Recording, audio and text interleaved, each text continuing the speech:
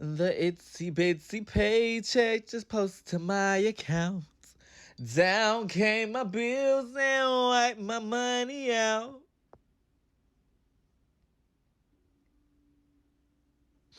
I got so many bills. You living above your means. That's what it is. That's why you can't save. You live in this economy, everything is above your means. Huh? You went to go get your car washed? Huh? Inside and out? It's crazy. Above your means. Above your means. You filled your tank up? You filled your tank up all the way? You went to the gas station twice this week? You living above your means. You went out to eat? Oh my God. You living above your means. You went to the grocery store and got anything that wasn't fucking great value? Huh? You got something damn right. You got cereal in a box. Bitch, above your means. You riding around with the AC on? Okay, big spender. You paid your car note on time? I'm scared of you. Bought shampoo, conditioner, and body wash, and not the 3-in-1? I see where your priorities is at. You bought the baby some new shoes because they growing out of their shoes? Give them your shoes. You turning the lights on in the daytime? Oh, okay, Elon Musk. Everybody in the house taking separate showers? No, everybody put a bathing suit on and get in there together one time. What is you living above your means? Hi guys, welcome back to the channel. Thank you so much for stopping by. So we're going to be checking out some rant videos about the economy, about how people are dealing with the cost of living and living within their means, savings, and all of that. So we're going to be checking out these videos as these are the things that we deal with on a daily, and sometimes people tend to feel alone when they don't see things like this or relatable videos like this. You feel like you're the only one who's experiencing certain things, but when you see things like this or videos like this being shared, at least you know that you're not alone and this is something that's happening to a lot of people and you are not the only one who is going through hell. Okay, because there's a lot of people. So we're going to be checking out these videos as a lot of people are experiencing difficulty financially. Things are expensive, so it's not easy to stay afloat these days. But before we get right into this video and check them out, please make sure you click the like button. It helps the algorithm and I appreciate that so much. Let's get right into this video. It's really crazy how adults will act like you make coffee at home for a little bit of time and then you can go buy a house. The only thing I'm buying in this economy is a coffee. Hi everyone, my name is Lauren. I am a 27-year-old teacher. I bought a house last May for $720,000 with my fiance. Everyone always asks, like, how did you afford that in this economy? And I'm going to break it down for you in really 2 simple steps, okay? Number 1, get hit by a car while you're in the car in the back seat and break your face. Number 2, get bit by a dog and have it maul your face. I got hit by a car, my fiance got mauled by a dog, and here we are today. So super simple to afford something in this economy. I hope this helps someone out there. Yeah. Y'all, I am in Five Below. Guess what the first thing I see? 10 above. I'm gonna buy something though. Why am I starting to get the impression that you need to make 6 figures and up just to get a nice little apartment? Nice little apartment, 6 figures and up. I live in Chicago and I'm originally from Connecticut. Now, I will say Connecticut rent is more expensive than Chicago rent. I know, shocking, but it is true. And however, yet still, the apartments that I want, keep in mind, it's not like I want crazy things. Like, God forbid I just want some stainless steel appliances. It's giving you need to make 6 figures a year or you need to break your bank account in order to afford the apartment. Like, what do you mean a nice little apartment in Chicago runs you over basically damn near $2,000? God forbid if you want a 1-bedroom. If you want a studio, okay, maybe. But if you want to run 1-bedroom with some nice updated appliances, you're looking at shelling out a good $2,000 a month. I'm like, and that's on the lower side. I'm like, and again, before you say, well, you're just not looking in the right places, then please tell me where to look. I'm new here. Y'all are better than me. Y'all know this better than me. Help me out. But why is it giving that I gotta make 6 figures just to get a nice little apartment? Like, I don't know. God forbid I don't make 6 figures. Like, I'm sorry. I just watched a TikTok asking the question of what is going to happen when the average American can no longer afford to live in this country. And a lot of the comments were saying, oh, we'll just move to Europe or move to another country or something like that. And, pretty much saying that they'll rescind their citizenship and move somewhere else. Which, in a perfect world, that's a good idea. You know what I'm saying? If you can make US dollars while living in another country, or finding a place that just doesn't really require as much bullshit as this country does to live, then yeah, I'm all for it. But I think, and I've had this theory for a while, I think it's going to take a different turn. Once it gets to the point where the average American can no longer afford to live with basic essentials, can't afford groceries, can't afford housing, things like that, I think that corporations are going to take over. I really think that there are plans in place to establish corporate housing and pretty much just living in a pod, a company issued pod like Idiocracy or Ready Player One, where you live there as long as you're working at that job and everything is provided by the company, nothing is yours, and you'll just be happy with it. You know what I'm saying? And I feel like that's the direction that we're going in. I know that there are corporations out there that have been implementing this. They've been buying properties, and I think that that's what they're getting ready for, is, you know, that type of scenario if nothing changes. You know what I'm saying? And I feel that we as a society, especially my generation, we're kind of left holding the bag. We've been conditioned to be complacent. We've been conditioned to be comfortable as long as we have, you know, our little paychecks, as long as we have Netflix and our little car to go to work with CarPlay, and you have that little bar that's nearby to go get drinks with your buddies. As long as we have all those little creature comforts, we're not going to do anything. You know what I'm saying? Other countries have burned their cities down for much less than what we tolerate. And our forefathers have also burned their cities down for much, much less than what we tolerate. So I think that that's the direction that we're going in. I mean, I feel that capitalism as a whole has just overtaken every nook and cranny, every crevice of American society.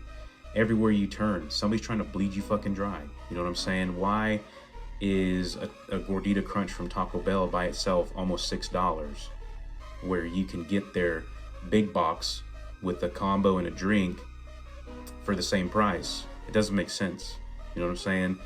And I feel that it's just bottom line, trying to expand that margin while paying as little as possible to the people who make it happen, those means of production. And what's also sad to see is there are people who advocate for these corporations and say, why should they pay you a livable wage? Why do you feel entitled to luxury? And they think that a living wage is a luxury and a privilege. You know what I'm saying? And, you know, well, learn a valuable skill. I did, so you should. I paid my house off, but they failed to mention that they live in bumfuck Kentucky, where the cost of living is fucking minimum wage, and their houses start at $60,000 for a fucking single wide. You know what I'm saying? They fail to tell you that. They fail to tell you that they're privileged in their life, that their parents helped them buy a house, that their spouse makes good money, that they're a dual income household. Not everybody's living like that. And a lot of the places where folks want to live, not your bumfuck town, it's going to cost money. You got to pay to play. You know what I'm saying? And people can't just uproot and take a risk and move to a small town hoping that they're going to find a good job within 50 miles of said town. You know what I'm saying? I'm very privileged. With my job, I work 100% remote. I can live anywhere in the country as long as there's good internet, and I can make the same salary. And I'm blessed enough to be able to make a little bit over six figures with a little bit of overtime and bonuses. But I still empathize with people who are struggling, because I have family members who don't make as much as I do, and they have children who are just starting out in the world, and they're not going to make anywhere near what I'm making starting out as young adults, and they're just gonna have to figure it out.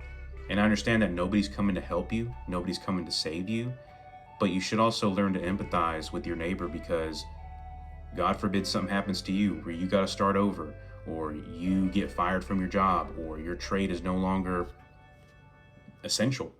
You know what I'm saying? And if you feel that paying other employed full-time workers a livable wage is an insult to you, maybe it's because you're also underpaid. You know what I'm saying? So a little empathy goes a long way. And these types of posts always bring out these fucking corporate bots who support and advocate for exploitation. And I'm just going to tell you right now, I'm not going to fall for it, okay? You're just a fucking bot at some bot farm in China or fucking Israel, and you're just trying to agitate. You know what I'm saying? So that's where I think society's going if we remain complacent. We know what needs to be done, but we are not unified enough to take that kind of stand. Like I said, other countries have burned their cities down for much less. The only thing preventing the economy from like completely collapsing into the future is the fact that this last phase of young adults is still able to be kept afloat by their parents, living with their parents, etc. Once like that generation of parents dies out and those people are no longer able to have any seldom of financial support, means to support themselves, and the generations below them suffer more and more and more, and everybody wants to kill themselves because work and life sucks, that is when this country will truly economically collapse. So it's a matter of time. It's a matter of time. And y'all know I'm right, because everybody who has their own spot, who's the new era of adults, wants to kill themselves or is struggling or is living check to check. So can we stop telling people that they're living above their means when they start complaining about the cost of things?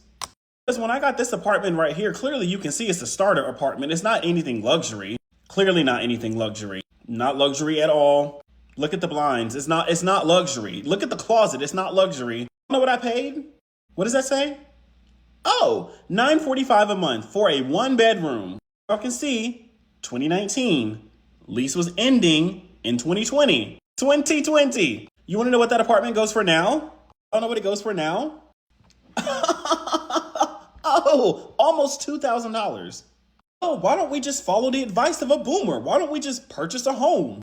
Even the small rinky-dink homes like this are going for $323,000. The gag is, as early as 2014, this home sold for $48,000.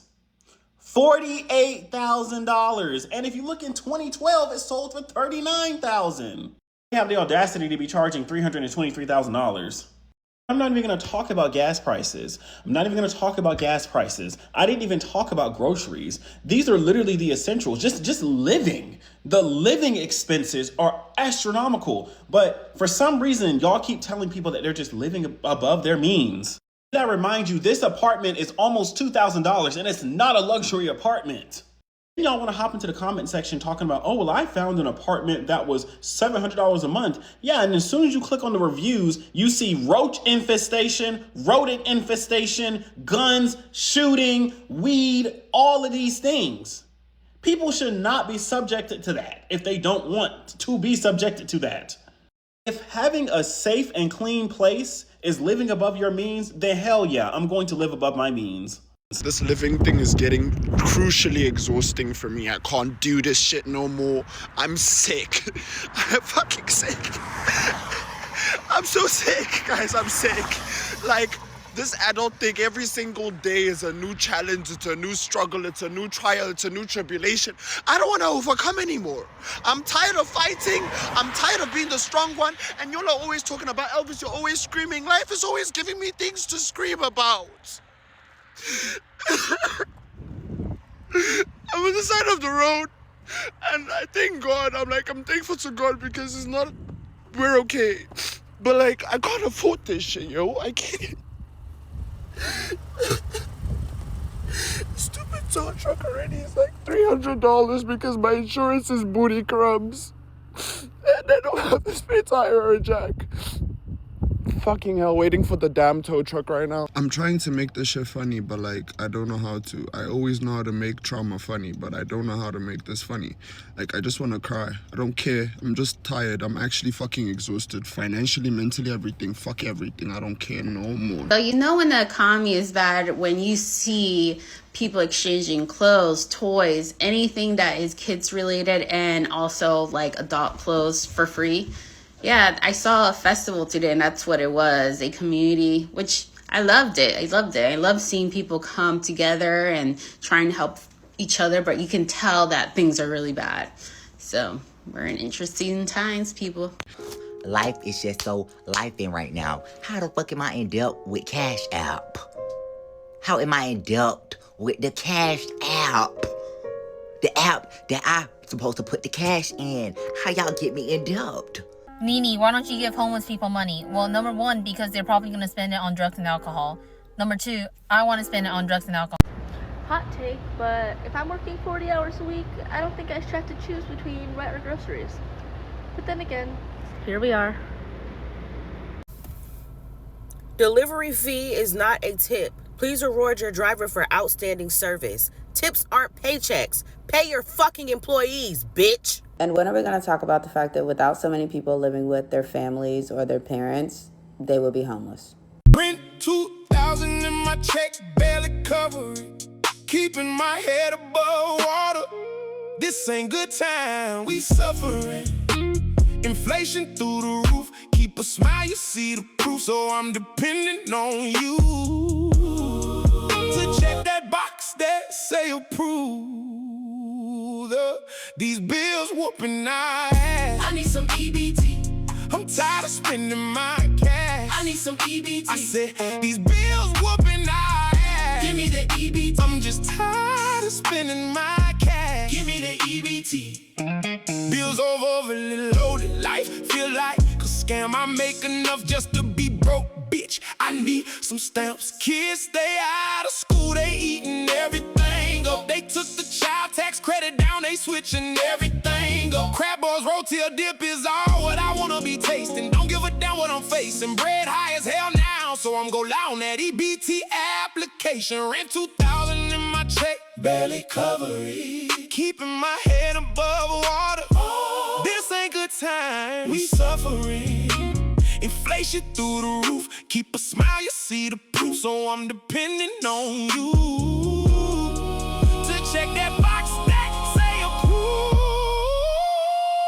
These bills whooping our ass. I need some EBT. I'm tired of spending my cash. I need some EBT. I said these bills whooping our ass. Give me the EBT. I'm just tired of spending my cash. Give me the EBT. What sucks the most about being Gen Z is the fact that we literally grew up and witnessed the financial shift happen in real time. I remember when 50K used to be that mama I made it salary. People that made 50K used to be able to have luxury vehicles. They used to be able to have vacation homes, take all of these trips out the country. Like, I saw and witnessed that in real time. And the moment we step into adulthood, 50K becomes the new $15 an hour.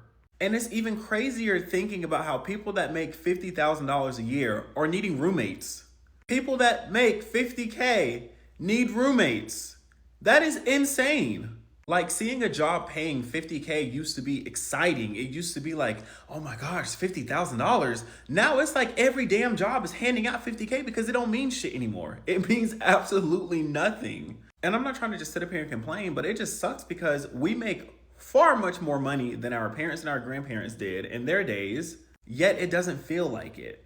And thankfully, I'm in a position to where I do make a decent amount of money, but I really feel for those who are not in the position that I'm in, and it just sucks. Every time you'll have some people who will tell you just live within your means. Like whenever a person complains about how things are difficult, you're telling someone or expressing how expensive everything is and you're struggling to survive, they be telling you, oh, just live within your means and don't do too much. In the normal economy, that kind of advice could actually make so much sense. But in this economy, it definitely feels very disconnected from reality, because if you check and see how much rent, groceries, different type of thing, and gas is all the way up, and everything just keeps going up. The prices are just so high. At this point, people are not overspending. We're actually getting squeezed. And I tell you that every single thing is squeezing the life out of us, squeezing every little penny we have. That's why you hear people say cost of basic living is actually outside of our means, because it's absolutely above anybody's mean. A lot of people are not struggling because they are all out here, making reckless decisions, making bad decisions, money, spending on luxurious items. No, that's just basically the complaints people have, if you actually pay attention, is normal basic needs like rent, groceries, gas, how the income is actually not going up at all. It's sad and heartbreaking because people have to cut back on so many things and things that they even barely had. And it's kind of sad, like, that there's this guilt that might be put on people, or sometimes you might have people who will be trying to, you know, make you feel guilty and be like, oh, when you're struggling, maybe you're doing something wrong. But let's just be real, a lot of people are actually doing things right, but they're still falling behind. That's why I keep saying this: you can budget all you want, but you just cannot budget your way out of the fact that prices of things are actually rising above stagnant wages. So when we rant and complain about things, we have every right to. And you've made it to the end of this video. Thank you so much for watching this video to the very end. Please don't forget to click the like button. It helps the algorithm, and I appreciate that so much. Subscribe to the channel if you're new here and you're watching me for the very first time. Hit the notification bell to get notified every time I post a new video, and leave your thoughts in the comment section down below. I will see you on the next one. Bye.